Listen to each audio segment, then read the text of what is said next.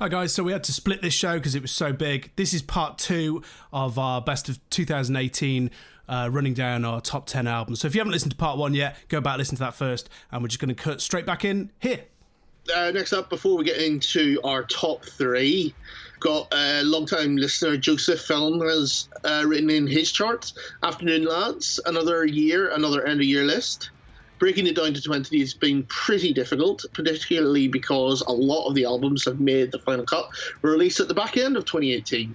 You can attest to this, given that this is an update. And he did write in towards the start of December, and followed it up literally like a couple of days ago with this updated list of things moved around. So, as usual, my selections contain a fair few small bands, so hopefully there's something for you to get your collective teeth stuck into. As always, keep up the good work, and cheers for keeping me occupied, both for via the podcast and on Twitter throughout 2018. Enjoy your Christmas and New Year, and let's try to meet up for a beer in 2019. Yeah, that sounds good.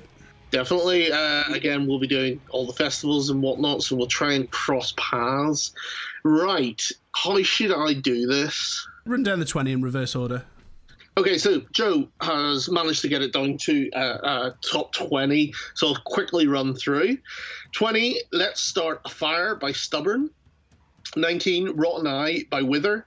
18, Rain-Soaked Pavements and Fresh-Cut Grass by Halcyon Days. 17, Colour and Shade by Colour and Shade. 16, Juega Libre by Quinto Atlas. I don't know that. I've never heard of that one. No, I don't. Wishful Thinking by Blessed Falls at 15. Let Me Drown Easy by Birthright at 14. It's Hard to Have Hope by Svalbard at 13. Suffocating by Hardlines is at 12. And Primitive by Atlas is at 11. So his top 10 is Lights by Varsity. 9, Cerebral by Shingard. 8, the Be Kind EP by The Title Sleep. 7, Burning Alive by Crazy 88. Oh, I just got that album. I've not listened to it yet, though. Yeah, I think you just sent it over to me as well. Where was like 6, Grind Culture by Grind Culture. 5, No Cure by Death and Bloom. Number 4, The Last Goodbye by A Burden. 3, Time Will Die and Love Will Bury It by Rolo Tomasi. 2, Holy Hell by Architects, and his number 1 for 2018 is The Almanac by Kardashev. Cool. Well, as always, it is a pleasure getting your lists because there's always a ton of stuff that we've not heard of. So I look forward to going through that in more detail. Totally, and Joe always has messages directly on Twitter and sends in recommendations. He also has an expanded recommendation of his top singles and his honourable mentions, which is certainly his honourable mentions probably worth going over because he says they're probably more in Pete's wheelhouse than Matt's, so worth checking out. 4, Bury My Heart by the Allman Brothers. The Allman Brothers? Yeah, Bury My Heart by Allman Brown. It's a chilled out and incredibly impressive singer-songwriter. Birthplace by Novo Amor. Oh yeah, I really like that. Like some of the most beautiful songs. Get this album now. 2, Branches by AK. It's minimalist and completely chilled. 1 for bath time. And his number 1 recommendation for you is Homebody by Fawn. It's not heavy in the slightest, but vocalist Alana Zygmunt has the dreamiest voice. I challenge you to listen to this and not fall in love with her.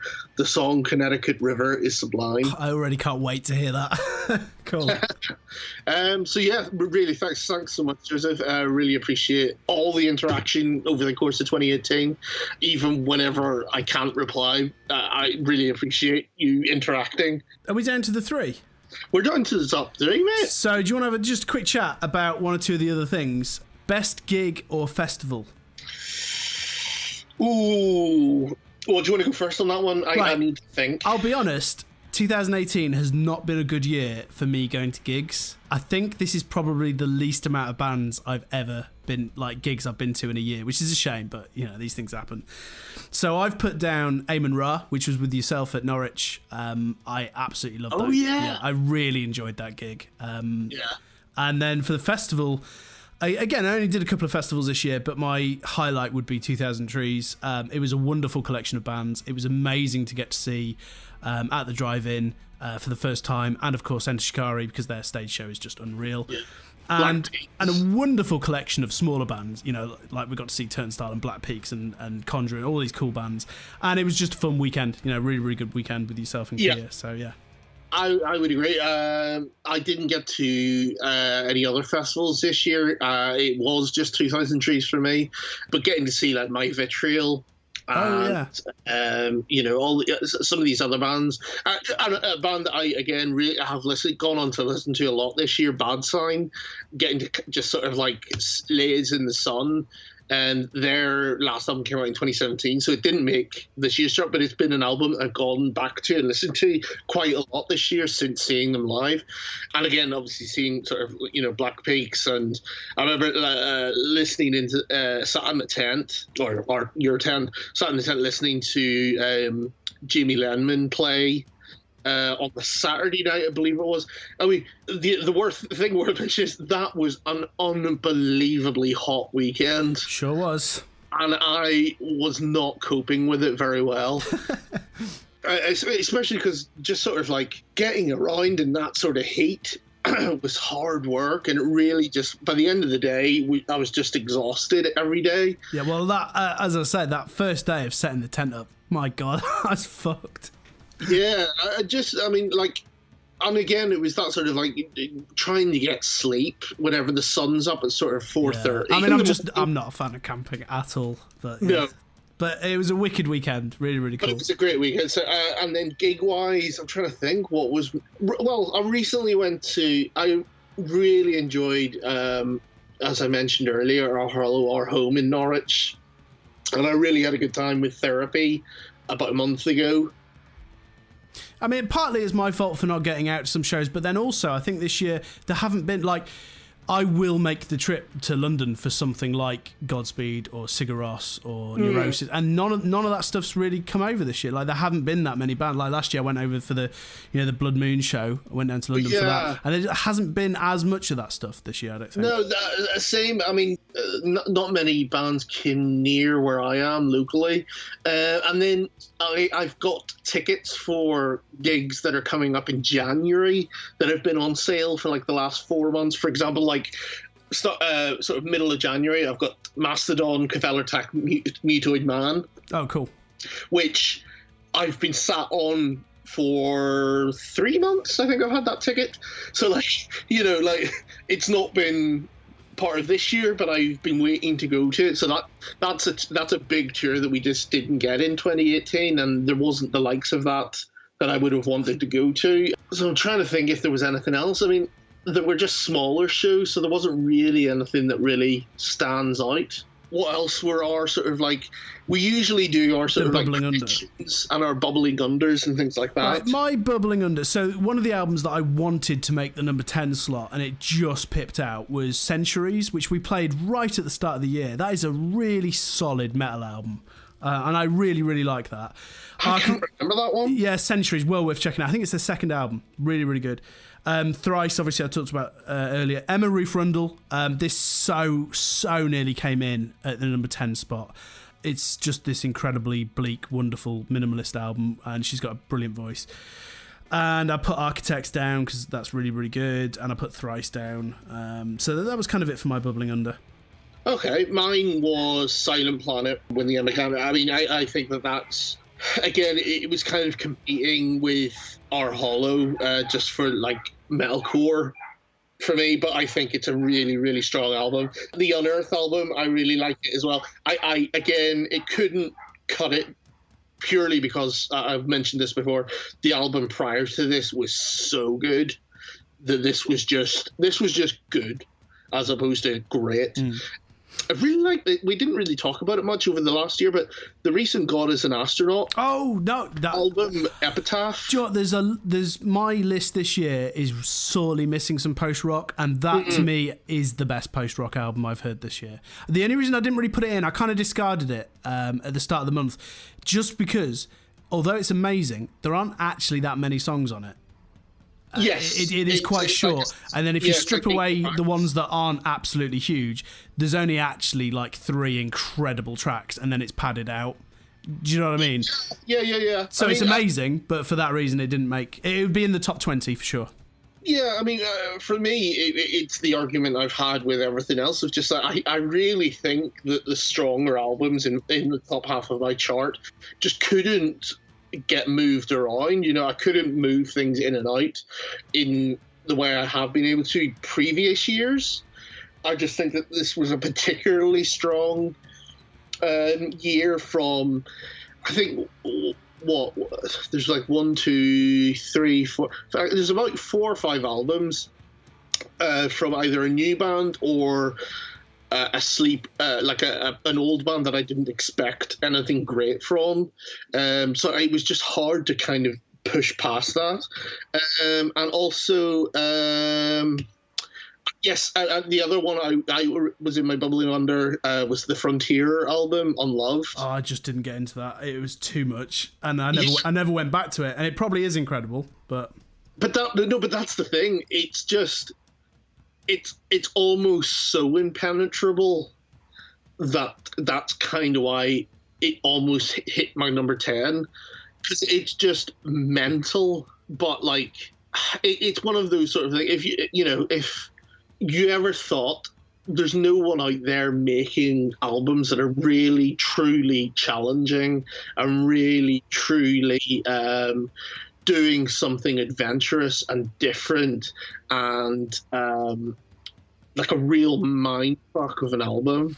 Well, I've got one coming up in a minute, but yeah, like they are, and like and again, I don't know if I like it as much as I do because it's impenetrable, or if I think it's because it's so long as well. That's the trouble. Yeah, it's a lot longer than the like 14 songs or something. Or it was just too much. I just couldn't. Yeah. The thing is, like, I find like if you break it down to like a track at a time and then listen to some other songs in between each of those tracks, it's easier to sort of like to attack it, because you can just sort of like, here's one song, and then you can just sort of like give yourself something a bit more easygoing, and then but yeah, I think that there's some really good songs on it. I just thought it was worth mentioning. I would also like to mention, like, as honourable mentions, none of these are in my list, but I think it's been a wonderful year for new music and new younger bands, and in particular, I am really excited about Vane. I mean, it's done really well in like the press charts.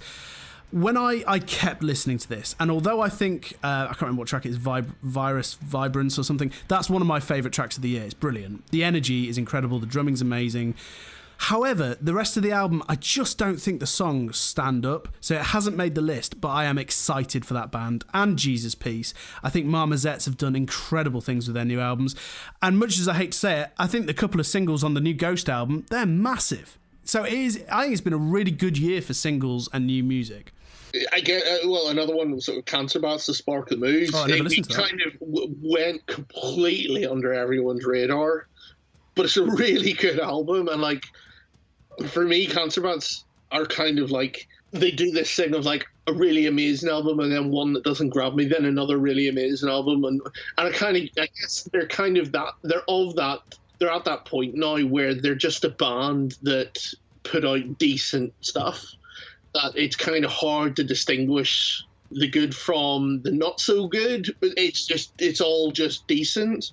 And I really thought that The Spark That Moves was a good album this year, but it just couldn't. It was just in that middle point of, it didn't reach consideration for into the chart, but I just thought it was worth mentioning. That's a good album and worth checking out for anyone who missed that Cancer Bats released an album this year. Let's do 3 and 2 with more listeners, and then we'll do the films, and then we'll do our number 1.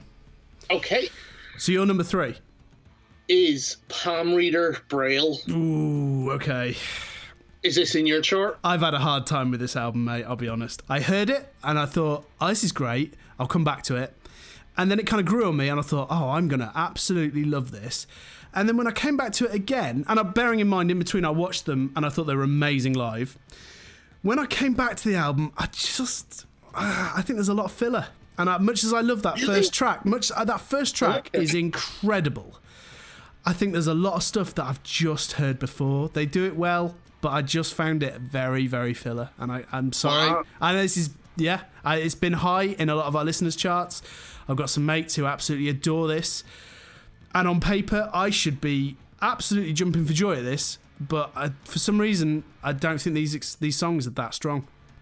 See, for me, like, I have a love for this album similar to the Limbs album, and for me, these guys, it was hard to sort of choose which one I wanted to put at 3 or 4. Right. And in some ways, I could have put them at joint 3. You know, missed out the 4th spot altogether because I feel like. I'm glad you didn't do that, by the way. No. Yeah. I was going to say, like, just. I wouldn't have been surprised if you had, but yeah. Well, no, it's just. I say that in a sort of like. I think that they both have a very similar sound. I think that they both have a similar kind of diversity in their sound. Certainly for Palm Reader on this album, anyway. And if you were going to sort of like compare any 2 albums on this list of mine, I think those 2 come closest to being similar style of band in that, you know, they've got that kind of raw, jangly guitar sound, you know, that's a bit more lo-fi compared to, say, you know, Black Peaks or whatever. Yeah. So again, I really loved the last Palm Reader album. Cool. I'm glad it's there. They're a really hard-working British band. Yeah. So, but I just don't. I think their best is yet to come yet. No, I don't disagree. I'm trying to remember what year. I think it was. Yeah, it was their 2015 album. Besides the One We Love, was that my number 3. And again, I think it was because that's what sort of put them just ahead of Limbs because of the sort of the pedigree. As we see a debut album, this is their sort of 3rd album. I don't know. I just really, I'm continually surprised by this band because I remember when they first came on the scene and I saw them live before they released anything, and I didn't really like it. And then the first album came out and I thought it was okay. And then they sort of started maturing their sound. And the second album I thought was amazing. And then I saw them live and they were playing those songs. They were incredible. And yeah, so I've just been very surprised with it because I remember not liking them for a long time. Right. And really liking them. And yeah, again, this album came out and it did seem to be on first listen, I was like, I don't know. And then, like, it's that sort of classic routine. Did we play it? I don't think we did. No. Okay. It was that classic, you know, played it a couple of times, unsure, but kept coming back to it. And, like, the more times I've played it, the more I've been like, you know what, I really love don't get me wrong, this. I have tried with this. Yeah, I think I genuinely believe just because of the way I've sort of it's grown with me, it'll be one of those ones you come back to maybe late next year and you'll be like, oh, bloody hell, that's a good album. I think the second half of the album is stronger than the first half. I think the pacing's a bit weird. Like, there's a lot of, like, surprising how much slow stuff's on here. Yeah, and I think that's what took me off initially. Right. When I say, like, it was kind of like, I'm not sure about this. And then, you know, over the course of listening to it over the year, it has just grown a lot. Yeah, I do really like the last track, actually. That's really good. Oh, yeah, that's an amazing track. Like, the first track and the last track are incredible. Which is interesting because I was going to choose the last track, so... Oh, okay, cool. Yeah, I love her, A Shadow. So yeah, Palm Reader Braille, my number 3.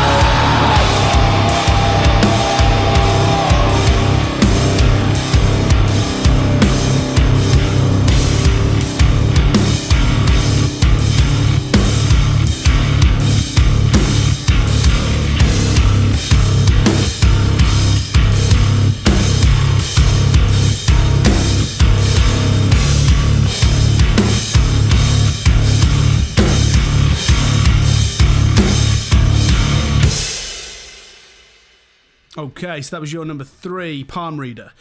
Right, let's do another top 10. This is from Marco. He says, "Hi guys, this is Marco from Germany with my top 10 for this year. I thought we'd had a ton of great albums across all subgenres of metal and rock this year, so putting together this list was very tough. So here it is. Number 10, Deaf Heaven, Ordinary Corrupt Human Love. Number 9, Crippled Black Phoenix, Great Escape. 8, Rivers of Nihil, Where Owls Know My Name. 7, Judas Priest, Firepower. 6, Fu Manchu, Clone of the Universe. 5, Chemist, Desolation. 4, Ghost, Prequel. 3, Black Label Society, Grimaced Hits? Grimaced Hits. Yeah, Grimmest Hits. 2, A Perfect Circle, Eat the Elephant. And number 1, Turnstile, Time and Space. And he says, I looked it up and it was the very first episode of Macho Grande in 2018 I put on back in January while walking home from a bar after having a few beers. The intro song was Real Thing by Turnstile, and immediately I was like, holy shit, this is amazing, who is this? So this was the first time I heard Turnstile, and a few weeks later when the album came out, it fulfilled all expectations and was just full of bangers start to finish. It's also the only metalcore hardcore album on my list, so I guess I moved away from those genres a little bit this year, although there were also some pretty good releases like Beartooth or Terror. Thank you guys for all the great episodes this year, and happy holidays to everyone. Thank you, Marco. Yeah, thank you very much. Deaf Heaven is a weird one. There's stuff on that album that I actually don't like, and it stopped me listening to it. I put it on and I was like, I really don't actually like, not that it's weak, I just actually don't like the music, and it just absolutely put me off listening to it. I'm gonna have to revisit it at a later time, I think. Okay, so my number 3, yeah? Yes, you're number 3. What have we got here? I bloody love this album. This is Daughters, You Won't Get What You Want, which came out quite late, 26th of October. Have you properly gone through this or not? I haven't, no. Because, my God, this is like... I don't know how to describe this. Imagine you were dreaming you were in hell and everyone was being sick. That's what this album sounds like. Okay. It is the... No, Or actually, I'll give you another one. You know the weird bit in Willy Wonka and the Chocolate Factory where Gene Wilder's singing on the barge? Yeah. It's kind of like that for 40 minutes. This is the weirdest, trippiest, uncomfortable, unsettling, strange, dark, twisted, fucked up album I've heard in a long time. And it is just a nightmare, and I love it. It's very kind of soundtrack to David Lynch. It's just odd. I mean, I keep meaning to look at their live set list to see what are they actually touring, because obviously they've changed, quite drastically from if you go back and listen to their earlier stuff compared to this. So I'm not quite sure what their set list, how they're managing to balance stuff, or whether they're just doing new stuff. I don't know. I think they've just announced some London dates, so this might actually be something I'll travel down to next year. But this is a weird album, and I absolutely love it for it. It's just very, very uncomfortable and odd. Okay, I'm gonna have to go back and listen. It sounds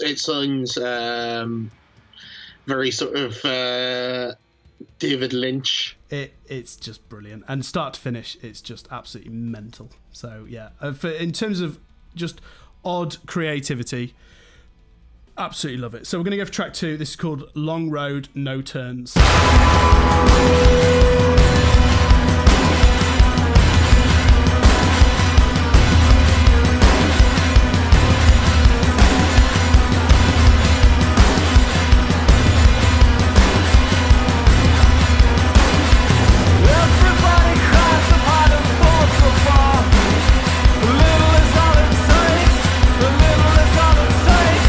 Everybody climbs up high and falls so far, and I don't know what to say.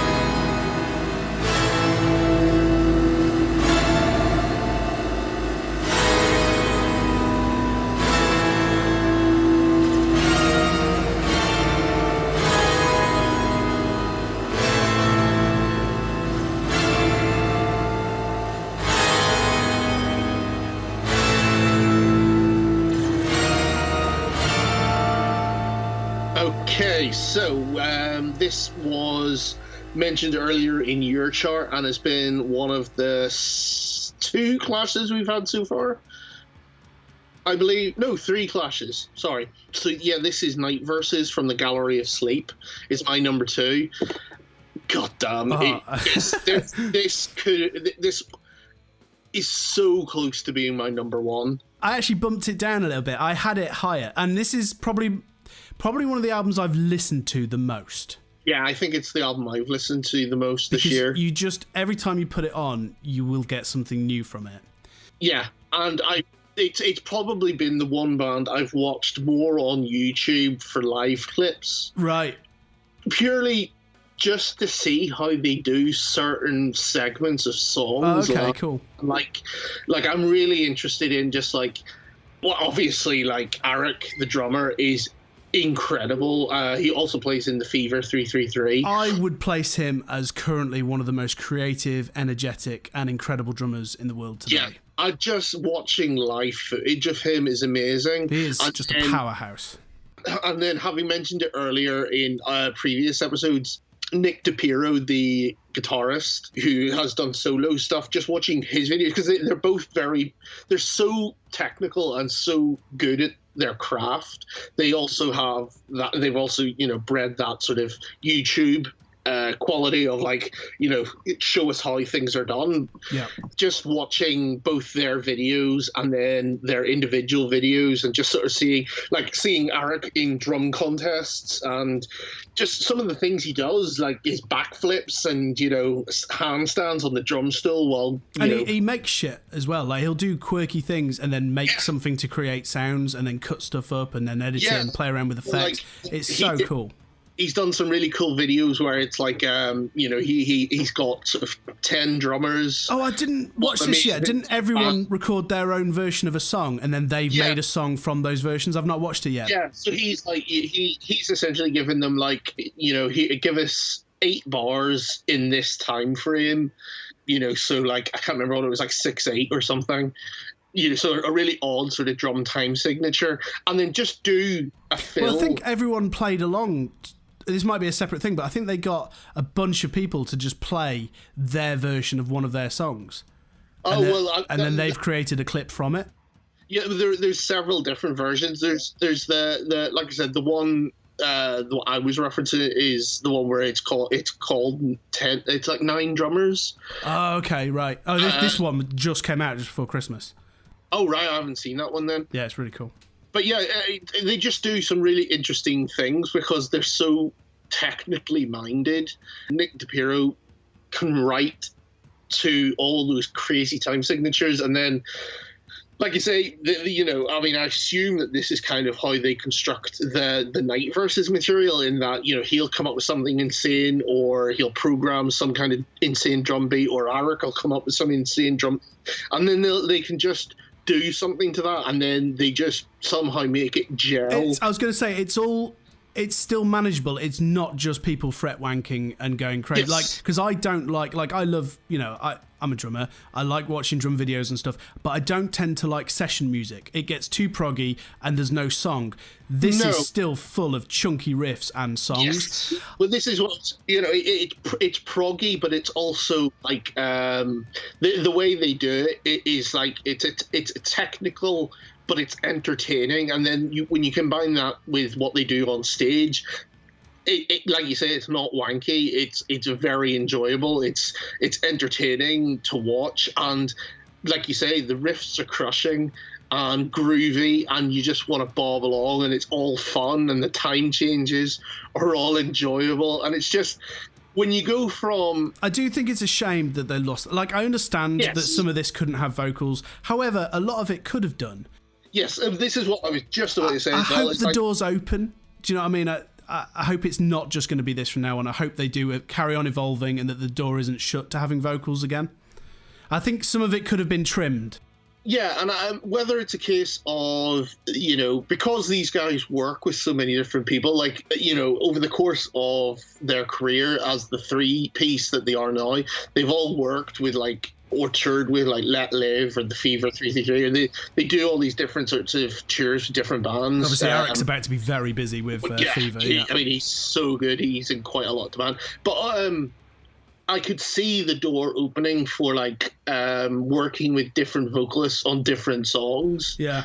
And doing things like that where, you know, they get in someone for a certain thing that's suitable to that certain thing, as opposed to having the one definitive vocalist. But at the same time, you know, going from earlier this year when that 3-track EP came out to the albums that were prior to this, because the albums prior to this, I love that previous album. That was one of my highest of the year. I got into that just after it came into your end of year chart that year. That's an amazing album. And the debut album before it, I've really grown. I still need to get into that. It's really, really good. And it's kind of crazy that it's the same band. Few bands I would say this about, but I think they have the potential to, like, they, to me, are on that same level that Tool have in the capability of structuring a song. Yes. I don't think they've managed it yet, but they are a band that have it in them to do that. Yeah. Like in terms of, I'm not saying they're going to bring out, you know, an album like Tool, but in the way Tool construct a song that also has melody, I think out of anyone else right now, Night Verses have that capability. And it just, but also in a very exciting way. Like, it depends which way they go, because they can keep it wangy and go over the top, or they can strip it back and go more like the previous album, song based and, you know, melody based. You know, they've got that potential to go in any direction. And I think that's what excites me most about Night Verses is that I have just come back to this album so much over the course of the year, because it has just been like, I don't want to listen to anything with vocals on at the moment. What I want to listen to is a bit of post rock. Well, actually, I know what I want to listen to, Night Verses, because it's not post rock, but it's I don't know, it's such a journey and such a sort of prog album. I don't know, it's just such an entertaining listen, because they're all doing such mind-bending things with delay pedals, and then, you know, Eric doing some crazy stuff on the drums. So some of the drumming on this is outstanding. And then throwing in like, the drum kick pads and the sample kits as well. I mean, there's just, for 3 people, it's mind-blowing to see how they do it live. I thought we played a track earlier in the year, and I can't find it on the list. So again, I don't know if we did that on one of the festival shows. So I guess choose whatever you want. We played a song from the EP. Oh, so that would have been Copper Wasp, probably. Yeah, we played Copper Wasp from, because that came out, I believe, December of 2016. So it came out before the end of the year. Oh, sorry, 2017. So what are you thinking? So my favourite track, I love Vice Wave? Well, I was thinking... I quite like, there's one near the end called Phoenix. Oh, that's an amazing one. Do we want to play a 10-minute song? No, it's not that long, I don't think, that one. 10 minutes? Yeah. It's the one with that crazy riff. It's amazing, but it's 10 minutes long. I mean, I think Trading Shadows is that's just pips it, purely because there's a moment in the song where it goes into what I guess you'd call a chorus, and they do this interesting thing where they do... Which one, sorry? Trading Shadows. Oh, track 2, yeah, cool, okay. Yeah, where they do this interesting thing where, like, the guitarist and the drummer do this interesting chorus bit where they do 2 rounds of it one way, and then the drummer changes and starts doing these like trills on the double kick. Oh, the little double kick, yeah, it's wicked, that. And he just sneaks them in, and like, I'll just point it out now. So if we play that track, okay, cool. When you get to that bit, it's mind-blowing, like, just where these... Because it's not just a standard double kick. He's doing it so fast, where you just like, how does he fit that in? When it's just like a... And it's just like, what? And he throws that in for then 2 runs of the chorus, and then they go into another bit. So, yeah, I just think that every time this track comes on, I'm blown away. But I do recommend, like, Phoenix 4, like you say, and Earthless as well. later on in the album. And Infinity Beach as well. But this album, it's already featured in a lot of people's charts. But for any listener who hasn't gone out to check this out and doesn't believe the fact that we've sort of like gushed over it so much, it's featured in so many other people's albums. It's such a good album. Go check it out. So yeah, Trading Shadows.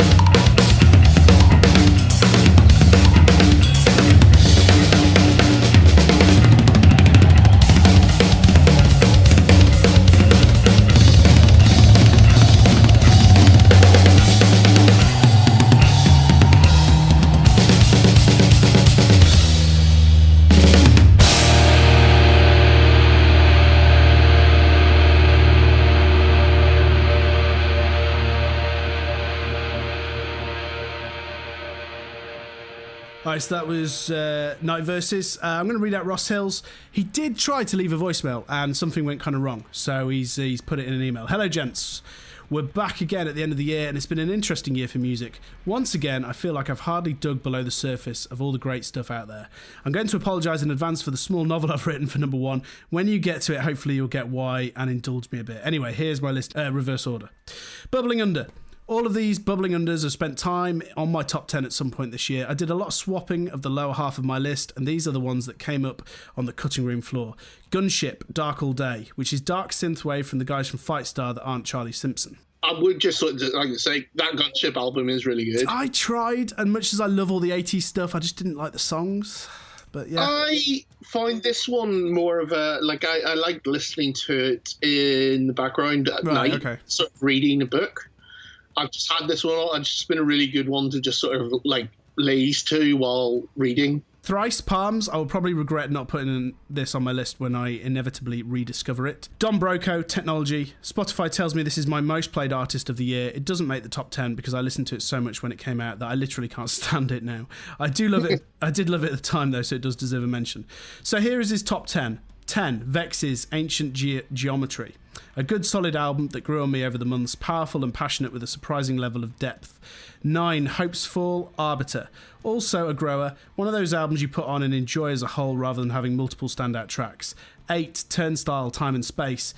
Turnstile have the silliest name of any new band, but they are no joke at all. Their live show this year was the craziest thing I've ever witnessed. The album is short, punky and high energy. I think as these guys mature, we will see some really excellent music from them in the years to come. 7. Perfect Circle, Eat the Elephant. The old Perfect Circle seesaw has rocked back the other way again. I've never been so indecisive about an album before, but I love their live show, and it really rekindled my interest in the album. I still think the last half sucks, but I've learnt to love the first half. 6. Coheed and Cambria, The Dark Sentencer. This is very similar to A Perfect Circle in that I really love the first half of the album and can't listen to the second half. I don't have a great base of Coheed fandom to build on. The high concept stuff leaves me a bit cold. However, there are songs on here that I've consistently come back to and loved since the album came out. 5. Carpenter Brut. Or is it Brute? I don't know. Yes. Okay. Leather Teeth. This is not metal at all, but in the vein of heaviness I look for in my music is definitely present here. It is actually electronic synthwave, which is a genre I've really got into during 2018. I consider this the cream of the crop, and while this is not as good as his previous album, Trilogy, it is fresh and fun and a joy to listen to if you like the odd bit of electronica. Number 4, Holy Fawn, Death Spells.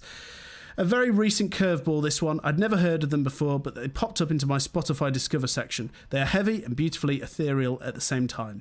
There is so much to unpack here that I feel I'm only scratching the surface of a masterpiece. 3. Black Peaks, All That Divides. This is just a spectacular album. I consider it to be superior to their first in every way, and the way it builds to the last track is incredible. As I've stated many times, the best vocalist in heavy music today. Number 2, Idols, Joy. This is actually my best album of the year, but I've put it in the number 2 spot for reasons I'll explain in my number 1. This album is incredible. It manages to be thoughtful yet darkly humorous, punky and angry yet strangely uplifting, simplistic yet surprisingly deep. I just can't get enough of it. They also put on one of the best live shows I've seen in years. And then number 1 is Master System Dance Music. Had this list been based purely on quality of music, I would have popped these guys into the number 5 or 4 slot, but they have been a special significance for me, and if you allow me a little bit of an explanation, I'll fill you in. This is the side project of Scottish folk indie band Frightened Rabbit frontman Scott Hutchinson. I've always loved his music and discovered this album as a result of a very sad event.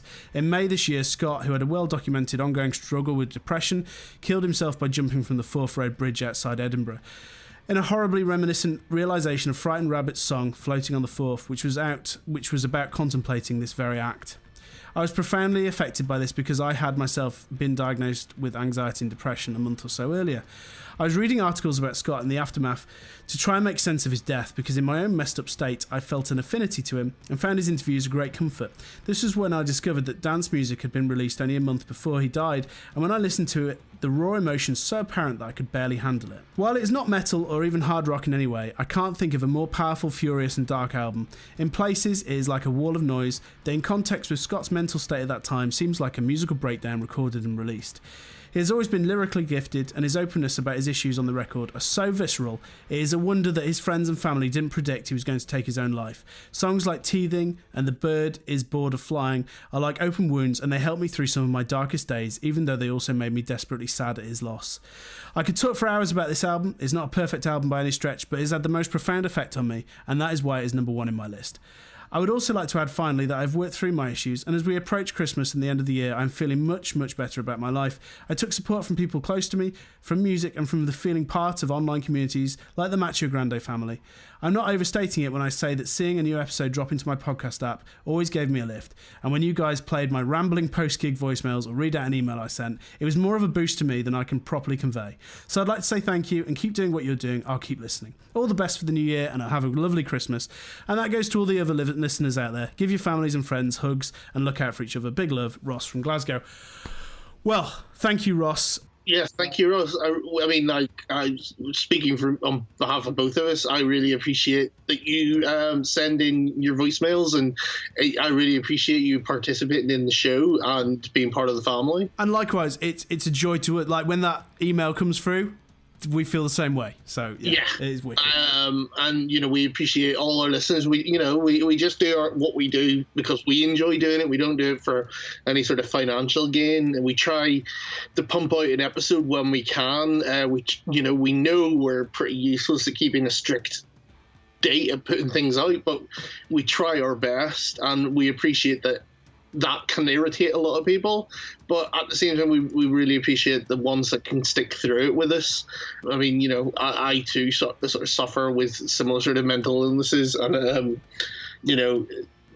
doing this show is part of something that just gives me some kind of enjoyment. It's something to sort of focus on, so that appreciate that. A lot of our listeners probably go through similar sort of things. So yeah, thank you very much. What was your last number? 2. You did your 2. That was Night Versus. Yes. All right. So shall I do my number 2 and then you do the last email? Yeah. Yeah? Okay. Yep. My number 2, and this isn't going to spoil your list, but my number 2 is Svalbard. It's Hard to Have Hope, which came out via Holy Roar on the 25th of May. Yeah, it's it's going to be in my list. Sorry, mate. Shall I wait then? No, well, I mean, we can talk about it now. So essentially this is my number 1 as well, but we can talk about it now, and we'll play a track after the next listener email. Okay, we'll do that in a second then. Okay. So do you want to start? It's your number 2. It's my number 1. I mean, what an album. Everything about this is it's just scratchy and heavy and nasty. And then it will go to other areas. It's quite a brief album, but I've just had it on all year and I can't stop listening to it. I've been pushing it at the club, and everything about this is just right up my street. I think it's absolutely amazing. Yeah, I remember when you said we got like the promo track for Unpaid Intern. Yeah, we played that, didn't we? And you were just like, "Oh no, check this out! I think this is well up our street." And it was, and it is. And I remember that weekend I went straight onto iTunes and bought their entire back catalogue. Oh yeah, cool. These guys, like you say, they just tick all those sorts of boxes for things I look for in a band. It's got that kind of passion and emotion, and it's raw and it's angry, but there's a message. There's a bit of a message, a political message to it. They're saying something, but they're exciting.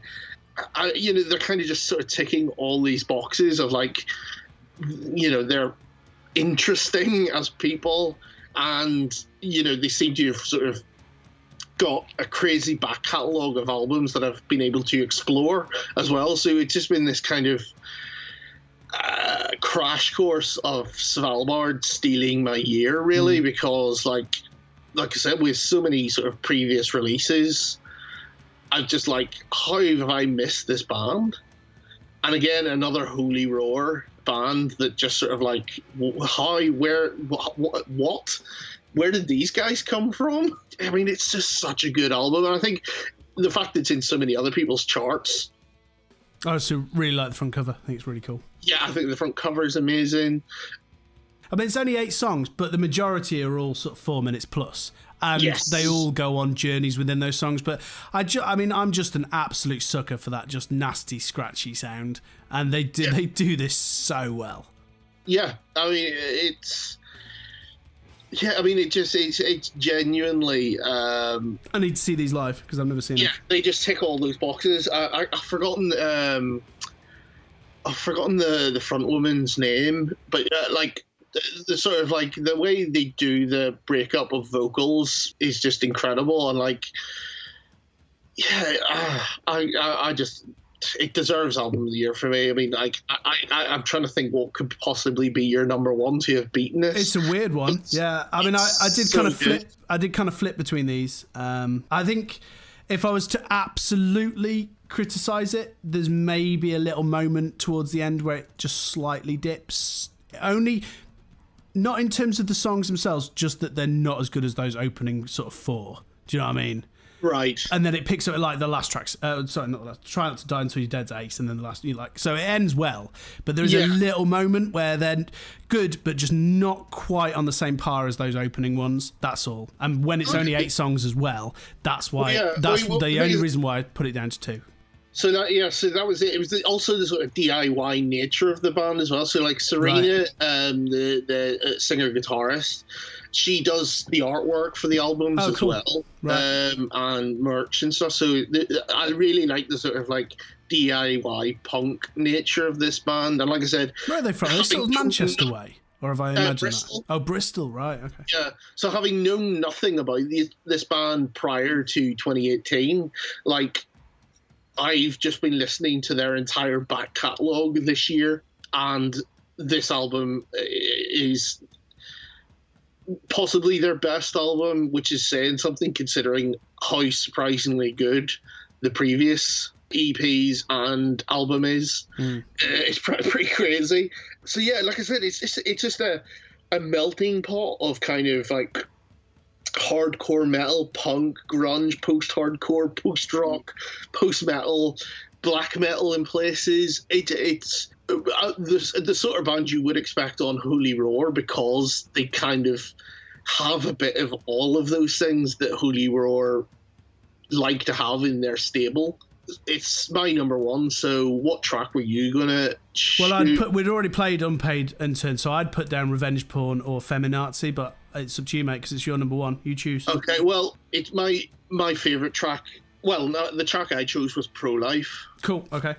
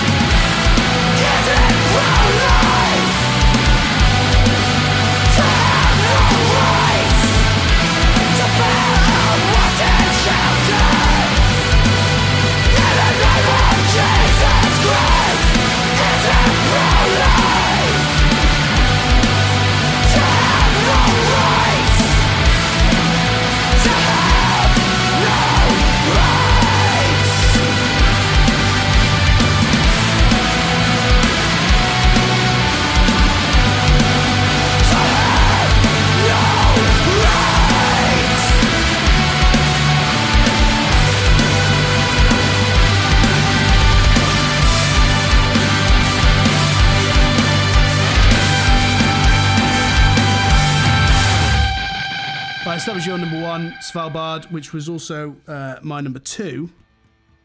So that leaves your number 1, which I can't for the life of me think what it would be. I would never imagine in a million years that an album like this would be my number 1, but it is Turnstile, Time and Space. Oh, of course. This is just so infectiously poppy, catchy, and I haven't stopped listening to it all year. Like, it came out really early. It was like, and it was nice that it's on Roadrunner. I've got a lot of love for Roadrunner. Obviously, they're in a bit of a weird space. Like, loads of offices closed, the UK offices closed, and they've gone through several weird periods. And even now, I'm not quite sure where they are as a label. But they every now and again they're sort of bouncing back with these quirky albums. And Turnstile are one of these bands that they've got behind. And we heard it really early, and it's just stayed with me. And it's short and sweet. And I liked the album before, but I think this has really, really stepped them up. It's strange the way these short little songs traverse through different styles. Like 1 minute it'll be this, slightly punky hardcore, and then it'll suddenly sound like Deftones. And then you've got these weird, quirky little interludes that are all fun and just like you can tell it's thoughtfully crafted. And there are just so many infectious bangers on this that I've just not stopped listening to it all year. And although it's not my normal cup of tea, I absolutely love it. So it just kind of had to go at the top. And then I also thought they were great live. I think they've got a very charismatic frontman and really excited to see what they do next. Predictably, right, these are one of those bands, and I do get annoyed about this, but on their previous album and EPs, the hardcore crowd were behind them. Like, they were a hardcore band. Yeah. And although they had other elements, it was the hardcore kids that requested Turnstile. And Gravity became a bit of a favourite at the club, and I had to play that. And annoyingly and predictably, this album's huge, bigger, better, and all those kids, they've stopped requesting them. Now, isn't that typical? But there you go, that's what happens. But fortunately now they've moved on to a much bigger bracket, and I think there's really, really exciting times ahead for this band. So yeah, Turnstile, Time and Space, that's my number 1 album of the year. So we'll have a bit of a chat and finish off the listener lists and do our top 10 films, and then we'll just close out and we'll pick a track to finish on. Yeah, okay. Well, then I have Nathan's email. So, hi guys, it's this time of year again, and this year has been an absolute arse of a year to figure out what the top 10 albums for me would be. But with much work and deliberation, I finally managed to get it all together and done. Number 10, Frank Turner, Be More Kind. One of the 3 completely non-metal releases in my list this year. Both times Frank Turner's released albums, I love them enough to have them in the album of the year. And this year is no exception, with his lyrics still having the same sort of impact, though being somewhat more politically leaning on how effed the world is. 9, Louise Lemon, Purge. Lemon. I don't... Oh. Sorry. Louise Lemon. Lemon. Oh, right. Is that like Hyacinth Bucket? Bouquet. Yeah. Okay. Louise Lemon, Purge. I don't really know what it is about this EP that really grabbed me, but it's somewhat ethereal and dirge-esque nature. Yeah, it's really good. Of how it sounds just grabs me, and it's a way of just being able to chill out and can captivate you with an interesting and unique style, in my opinion. 8, Ice Nine Kills, The Silver Scream. One of the 2 more guilty pleasure albums on this list. This album doesn't claim to be anything it's not. Instead, it's an album obviously taking hints from horror movies and turning them into a metalcore album. Taking hints from Nightmare on Elm Street, Friday the 13th, Texas Chainsaw Massacre, and Jaws. It's schlocky, at times cheesy, and all too much fun.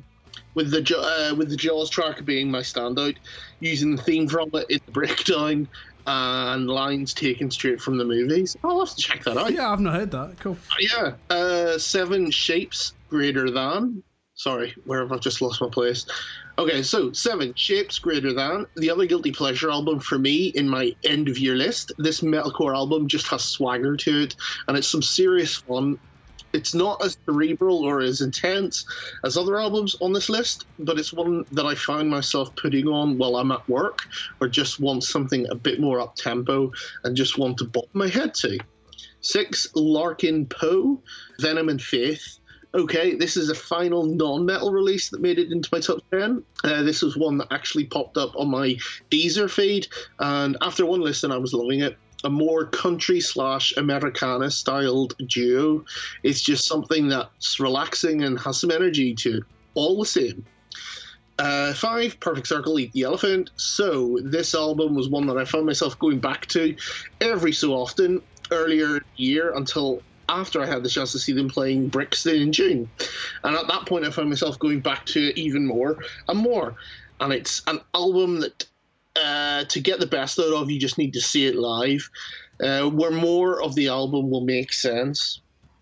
4, Parkway Drive Reverence. Yes, this album is rather divisive in how people feel about their current sound, but that doesn't take away from how catchy the album is, with tracks like The Void being great fun and having that head-bobbing swagger to it, all the while having tracks like Wishing Well and Blood bringing in the heavy, In Blood bringing in the heavy.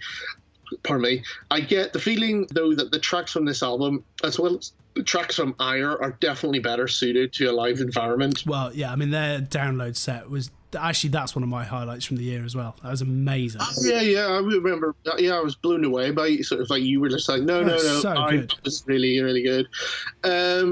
So 3, Svalbard, It's Hard to Have Hope. So I know that you guys have been digging this album, and I have to be honest, this album was a surefire contender for my album of the year until the next 2 albums were released. But I love this album for how raw, pissed off, and abrasive it is, in how the band stand up for their ideals and don't sugarcoat a thing and don't disguise their beliefs and feelings behind metaphors. Agreed. So, 2, Architects, Holy Hell. As much as I love this album, I personally couldn't put it as album of the year for 2 simple reasons. The first one being that as it was released so late in the year, I'm still listening to it and I'm still working on really cracking the album open and getting into it. And secondly, I haven't heard tracks from this album live yet, which was part of the reason the previous album was pretty much a surefire album of the year, due to the fact I'd seen things from it live twice before the year's end. That being said, the emotion of this album is a huge reason why it's rated so highly here, and the nods to previous albums or prior albums make me love it even more. And his number 1 album for 2018, Bury Tomorrow, Black Flame. This album I had a lot of love for from the time it was released, and I was actually struggling with where to put it within my top 3 albums of 2018 until a few days ago. After seeing Bury Tomorrow sell out the O2 Kentish Town Forum, it made my decision all the easier. This album slams, plain and simple, and they're just going from strength to strength live on record, and this album deserves it. Keep up the awesome work. Cheers from Nathan. Cool, thank you. Thank you, Nathan. Again, really appreciate all the interaction and emails that you've sent in over the year as well. You know, all you guys have, you know, been such awesome people. When you've emailed in, or just sort of like the times we get comments on Facebook and things like that, genuinely appreciate all of it. Am I right in thinking, is this the first year that Architects have put out an album that hasn't made your top 10? Yes. Oh, okay. Would it be in the top 20? Yes. Okay, cool. Fair enough. All right. Yeah, I mean, I think I sort of went into enough on the review. Like, I still... The tracks that they didn't choose as singles, I still think there's a couple of absolutely amazing Architect songs on there, but as an album, I'm just still not enjoying it. I don't know. It's not in your chart. No, I put it in my bubbling under. Oh, I said that earlier. Yeah. Sorry. Yeah, it'd be top 15. Yeah. Right. We have 1 voicemail as well. So long-time listener Madison in the States. Yeah. So here you go. Hey, Matt and Pete. This is Madison calling from Tennessee. First, a bit of positivity. Just want to thank you guys for another year. I've been a long-time listener here in the States. Never miss a podcast. Always love this time of year. Now, for a little negativity, I have to admit to you that for 2018, I think it's been a little bit of a rough year. It seems like, especially 2017, just so many great bands doing so many new things. For me this year, this was a little bit of a sluggish year. There's still some good music, but there were a few that weren't all that surprising. And I guess a couple of entries that were not particularly hard made my top 10 list, but I'll get on with it. My number 10 was Scars on Broadway. Just the eclectic nature and missing System of a Down led me to this one. I know it's a bit of a stretch. I didn't hear you guys talk about it too much, but for me, it is still a go-to. Feed the Rhino at number 9, very surprising for me. I'm really not a big metalcore fan anymore, but they seem to do it in a relevant manner. Number 8, Zeal and Ardor. I really love this album. I wasn't a huge fan of the first album, which is a little bit shocking, but kind of a little bit laying a little more heavy on that bluesy Negro spiritual instead of just the black metal aspect, which is still there and still makes it wonderful, but I really appreciated kind of the turn they took. Number 7 is Perfect Circle. Honestly, for me, this is like the Deftones' last album. It's like, I don't particularly think this is one of their better. It's probably their worst, but it still makes my top 10 just simply because it is a perfect circle, and Maynard is just incredible. Number 6 is one I really don't hear many people talk about, and I guess it's some of it's because it's an EP, which probably shouldn't be on my list, and secondly, it's also because I'm here in the States where the political turmoil and we're ruled by the tyrant Trump and just the right wing that some of our country has taken led me to the Fever 333 EP, which is just incredible. Number 5 for me was the Marmosettes. This kind of is more of a crossover album, I think. Leads into hard rock, into a little more of a poppy arena, but for me it was just a fantastic album. Number 4 is Thrice's new album. This is a thanks to you guys for even getting me into Thrice. Golly, his voice is just incredible. The gravelly nature of how his voice is aged is just fantastic. Number 3 was Turnstile, which I guess has made a lot of people's lists. I love the bouncy nature and the melodies, and it's just a really uplifting, incredible way to take a turn in hardcore. Number 2 is one that you guys I don't think have mentioned, but that's an EP by Revenge Season.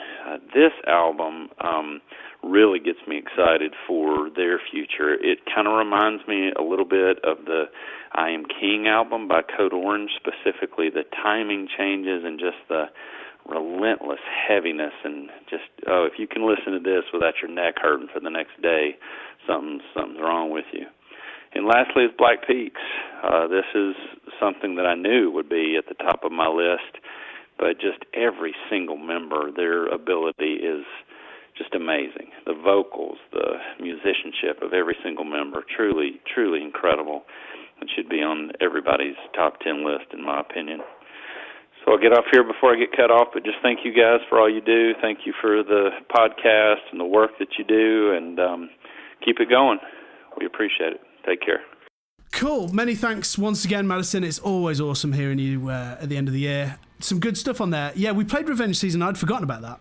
Yeah, I need to go back and listen to that EP. To when it was added to my list, you sent it over to me, and it's added to my iTunes in a big block of stuff that I know I got from you. So that came with Fever 333, Bloodline, Ever Living, Grey Haven, Man Mountain. Oh, that Man Mountain album's good. That's really cool. Yeah, I think that's where it got lost in the mix for me, that Revenge Season. But I remember thinking it was really good, sort of beat down hardcore. And I'm very excited for what Fever are going to do in the new year. I love that new single. I mean, that new single, I think, is the best thing they've put out so far, and it's amazing. Yeah. So, yeah, I can't wait for that. So, yeah, many thanks again.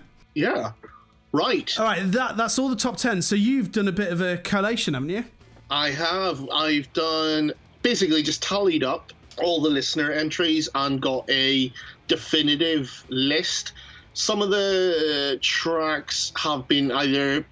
There's several clashes in that, they all had joint 2 votes or something. So there's 2 bubbling unders, and I've just put those... I've just ascended the rest in my own sort of order, as it were, into a 10. So there's the 2 bubbling unders that, again, received 2 votes along with a couple of other tracks are Yob, Our Heart, and Monuments, Phrenesis. And the listener top 10 is Architects, Holy Hell. 9, Night Verses from the Gallery of Sleep. 8, Turnstile, Time and Space. 7, Ghost, Prequel. 6, Conjurer, Meyer. 5, Palm Reader, Braille. 4, The Ocean, we've done that. 3, Black Peaks, All That Divides. Number 2, Rivers of Nile, Where Isles Know My Name. And the listener number 1 is A Perfect Circle, Elephant. Isn't that funny? Wow, cool. Yeah. Very good. Very strange list. The way, I mean, it's not exactly a scientific way to organize a listener chart, but just tallying things up, it's certainly an interesting result. Yeah, at this point in the show, we do a quick recap of our top 10s before we do the number 1s, but we've already done it. Before we do that, we've also got sort of like some of the predictions and our worst albums of the year that are worth mentioning. I mean, all I'd put down for disappointing was although I tried to be favourable in the review, I was disappointed by Under Oath. It just, there's a couple of bangers, but it just didn't do what I wanted. And the other one was Zeal and Ardor, because much as I loved that first album, some of this is okay, but I just don't dig the songs that much. I'm just not into them. Yeah. I'm not singing along with it, and it's just not there for me. So, a bit disappointing. For me, disappointing albums, were Under Oath, like you say. Wrong. Came out earlier in the year. Like, I really loved that first album, and the second album was just so boring by comparison. It didn't. I don't know. It felt like so lazy compared to how fun the first album was. Also, Feed the Rhino. I mean, it's got some good stuff on the Silence, but again, I was just disappointed. I just had a slightly higher expectations. And then with regards to albums that I really disliked this year, 30 Seconds to Mars, America, not that it's even really in our wheelhouse anymore. Parkway Drive, Reverence, really dislike that album aggressively. Sorry if you like it, it's fine. It's just not for me anymore. But my absolute worst just should have been better, and it was hard to listen to. Machine Head, Catharsis. Yeah, I agree with you on that. It's awful. I mean, it's kind of funny to hear some of the tracks. In a lot of ways, it's still kind of mind-blowing that actually came out this year. I saw a UK reviewer put that as his number 1 album of the year. Wow. But I'm not going to name names. Wow. But yeah, okay.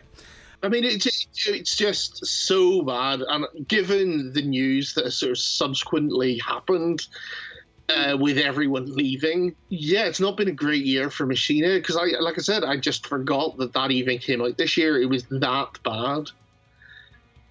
But yeah, there you go. You got a film list? Film list, yes. Do you want to go first? Because I just need to bring mine up on my app. Yeah, are you using Letterboxd? I am. Nice. Yeah, I've got 10 films. I wouldn't say I like these 10 films. I wouldn't say this year's been as strong as previous years, and I have crammed in a few last minute. Like, I watched the new Lars von Trier the other night, which I really like, The House That Jack Built, but I haven't included it in the top 10. And also The Square as well, which is incredible, but I've not put it in here. So I've gone with my favourite top 10 films are The Ballad of Buster Scruggs, Bird Box, The Florida Project, Mandy, The Killing of a Sacred Deer, You Were Never Really Here, Hereditary, A Quiet Place, 3 Billboards Outside Ebbing, Missouri, and number 1, Blade Runner 2049. Awesome. Which I finally watched. And that was a last year. Yeah, I was very late. Yeah. So, yes, again, I didn't really get to see many films this year, unlike most years. I kind of only caught sort of big things or something on streaming. So, again, I'm trying to think what's... I can just do it as a top 5, I guess. So, Bird Box. Yeah. Have you read the book? I have not. Because the book's been in my to-read list for about 3 or 4 years, and I never got around to it. And then obviously it appeared on Netflix. I was like, well, I'm just going to have to watch the film. Because I just saw loads of people kicking off and says, oh, it's a bad version of Quiet Place. It's like, well, it's nothing like Quiet Place. Yeah, no, I love it. I mean, at the end of the day, Bird Box has two sort of storylines running. One of this lady trying to save her kids down the river, and then this B story of how they got to that point. And the B story is stick a bunch of strangers in a room who are in like shit creek. And I love that. Not just sort of just strangers being played by nobodies. It's strangers played by really A-list actors. I love that set. You know, you stick a bunch of strangers in a room and they're stuck there, and that's it. I'm in. I love that shit. Yeah, I thought that I really liked both those films.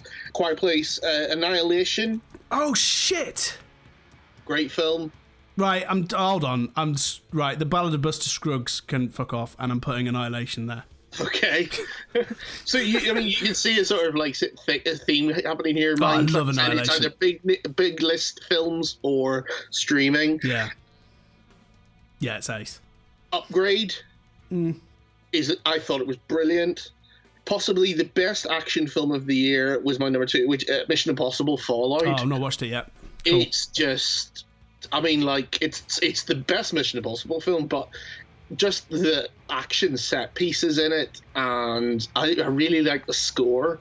It's just raising the bar for action films, because there's just some of the idea, and again, it helps that Tom Cruise is a complete mental case, determined on killing himself, that will do any sort of stunt. So it adds to the level of stunt that people pull off. So doing, like high altitude skydive and things like that, where he's actually doing it and they're actually able to film it in real time, adds to the sort of action set pieces that are in this film.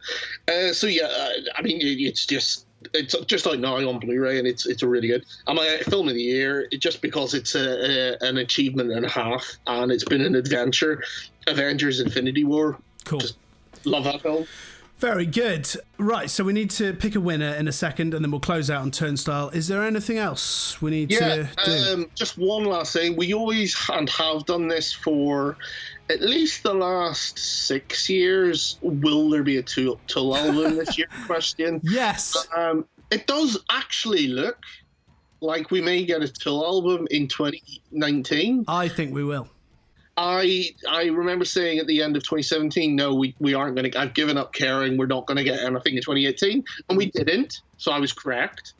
But it genuinely looks like we're going to get something this year. Cool. Yeah, fingers crossed. Right, so before we close out, I've got all the names in a box. I'm rattling it around. Woo! Let's see who's going to win all the goodies. Drum roll. I've not got a drum roll. I can put one in if you want. Well, you're a drummer. I thought you could just do it on the desk. There we go. Okay, the winner is Marco Blum. Ooh. So I'll be in touch, and we need your address, and we'll post you all those goodies. Fantastic. That is us done for another year. I'm already really excited for the next show, because we're going to play Erlen Meyer, which I'm so excited about. There's another one that's just come out through Undergroove as well, which is coming out soon. So there's already, 2 or 3 really exciting bands to play on the next show. So, as always, thank you again for another year of listening to us. The one thing you can do is spread the word, leave reviews on iTunes. It means a lot. Yeah, please do. Tell a friend. Follow us on Facebook. Macho Grande Podcast on there, and on Instagram. We're Macho Grande Pod on Twitter. And info at machograndepodcast.co.uk if you want to write in. The phone number I have forgotten. And it's not on my list either, because I'm not using my normal layout. Let me see if I know it off by heart. 05603. Yeah. Yep. I can't remember it either. Hold on, I'll get it. 05603 689 842. Cool. Yeah, obviously we're going to be starting 2019 with some big albums are dropping in January. I think we've got the new Bring Me the Horizon and things like that, so there'll be some big ones to review, kicking things off. We'll see what 2019 has in store for us. We'll try and do the show more regularly.